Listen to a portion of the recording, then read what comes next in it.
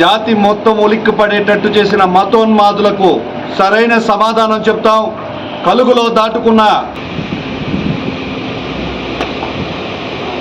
జమ్మూ కాశ్మీర్ బైసరంలో మతోన్మాదుల పిరికి పందల చర్యలను ఖండిస్తూ ఈ చర్యలో ఎవరైతే మరణించారో వాళ్ళకి సానుభూతి తెలుపుతూ 3 దినాలు సంతాప దినాలుగా ప్రకటించాలని అధ్యక్షుడు శ్రీ పవన్ కళ్యాణ్ గారి సూచనలతో జనసేన పార్టీ జిల్లా కార్యాలయం నందు జనసేన పార్టీ జెండాను అవనతం చేసి సంతాప సూచకంగా తెలిపాం.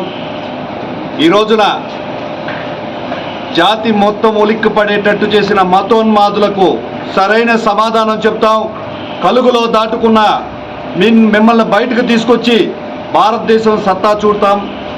పిరికి పందల్లాగా మారు వేషాల్లో వచ్చి అమాయకులైన పర్యాటకుల ప్రాణాలు తీసి మీరేదో పెద్ద సాధించారని భావిస్తున్నారేమో. ఈ రోజున జాతి మొత్తం స్ఫూర్తిని ఐక్యతని చాటిస్తూ దేశవ్యాప్తంగా ఈరోజు నివాళులు అర్పిస్తున్నాం. తప్పకుండా ప్రధాని మోడీ గారికి మీరు చెప్పమని చెప్పి మా మహిళలకు సందేశం చెప్పారంట.